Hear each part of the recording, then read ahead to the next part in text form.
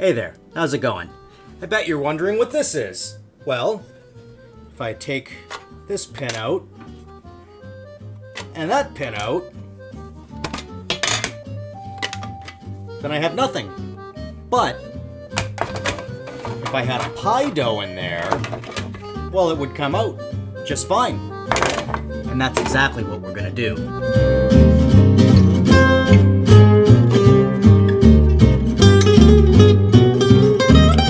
You see, today we're doing pate en croute, which is something like meatloaf if it was wrapped in a dough and made of, well, usually it's pork, but actually it can be made from any meat.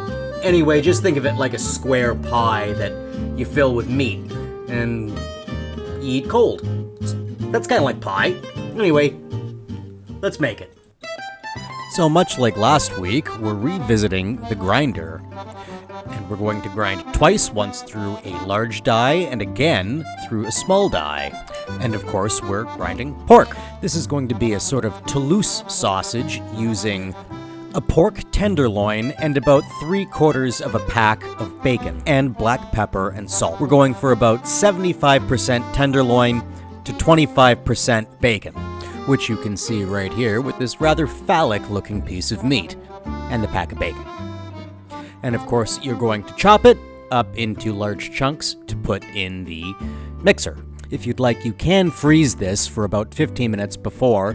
However, I don't think it's going to really matter that much, and I'm just doing it cold. Like I said, I'm using about 3/4 of this pack, so I'm leaving about, well, 3 pieces of bacon in the pack. And of course, we're going to be chopping that as well.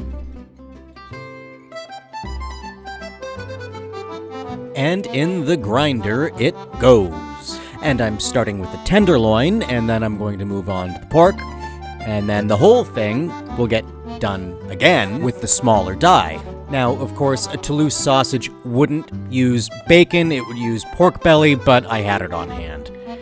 Also, take a little of the leftover when you're done and put it back in, and you're good. And then you can put it through the smaller die, just like this here.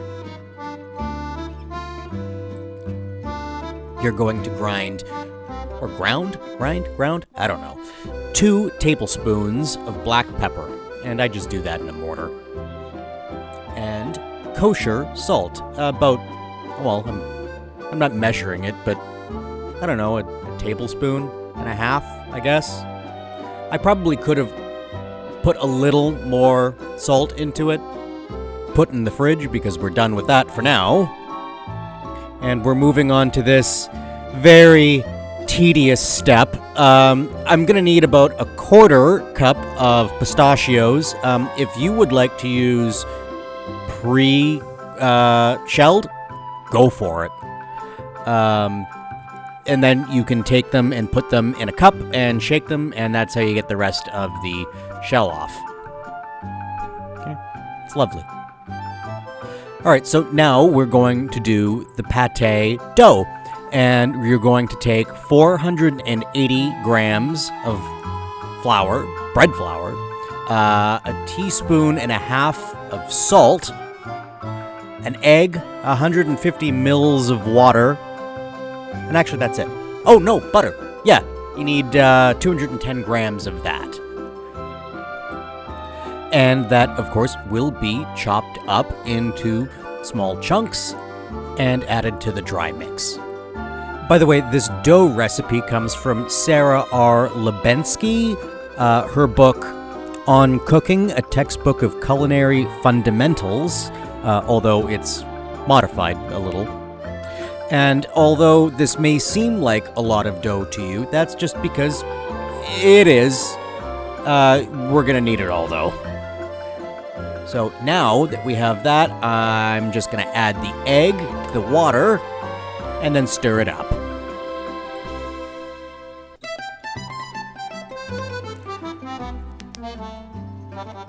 And now we're going to mix this up using a dough paddle. I'm using the other mixer because I've used the bowl to make the sausage meat in the other one.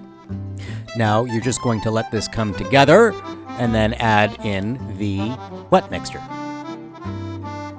And then mix it together. And it doesn't completely come together like this, but that's fine. Just, pat it out and you're on your way. Big ball. I mean, well, it's a big ball. What? Don't laugh. Then I'm going to put my big ball in this wrap here. Boom. And this can go in the fridge for an hour or until we're going to deal with it. Now we're on to a part that you might object to. I'm going to grab some chicken stock from the fridge and then reduce it in this pan. And then I've added a little bit of gelatin and some wine. And that equals about half of the jar. And here we are getting ready for this. This is not going to be easy. You're going to have a hard time rolling this out, but we'll get through it together. Roll it out, roll it out, roll it out, and eventually you've got something that's this size. And you want it to be able to fit 3 of these because each one is a wall. So we're going to mark each one with a knife, and then we're going to cut it out. And then it fits perfectly in there. Cut the other 2 from the sides, and then they fit right in. And then you repeat this on the other side as well. Now, this is veal scallopini or veal, or it's some kind of veal. Put that down, then the sausage, then the plums, not plums, dates, nope, prunes, then more veal. Probably could have used more of the nuts there, but oh well. More sausage meat, more veal. This is fun. We're having fun here. And then from the rest of the dough, we cut out the top. Now, you're going to want to cut 3 holes in the top. You can do it like that. I actually don't have a hole cutter. I just, I have caps to bottles. That's all the dough that's left. Can you believe that? And this whole thing is going to get rubbed down with egg yolk. By the way, you should butter and flour the inside of this thing because it's going to be an issue. 15 minutes at 425, and then you take it out.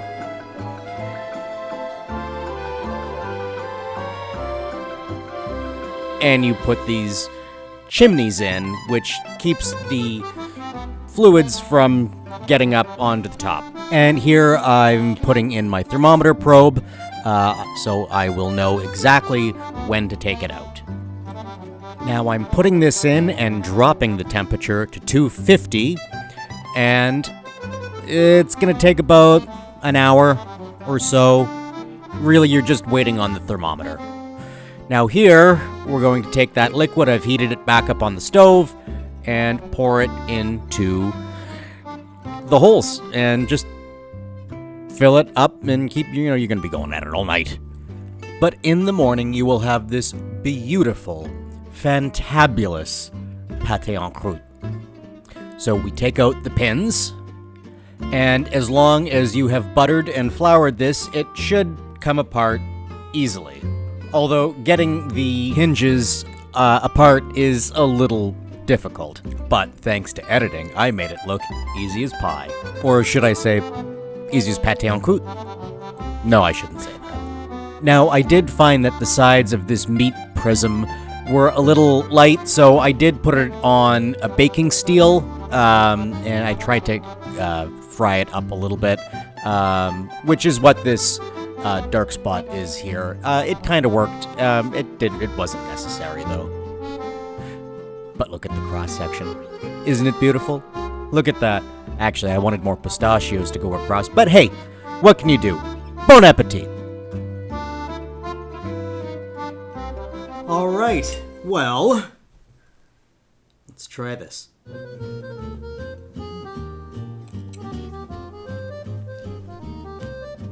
Well, I cooked it properly. So that was a piece of the veal.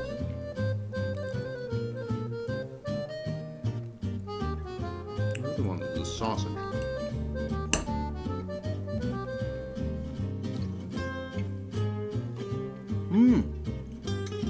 It's chewy, salty, peppery, porky. Everything you would come to expect. This is a wonderful meal. I couldn't think of anything better. It was wonderful. I have nothing more to say. Excellent.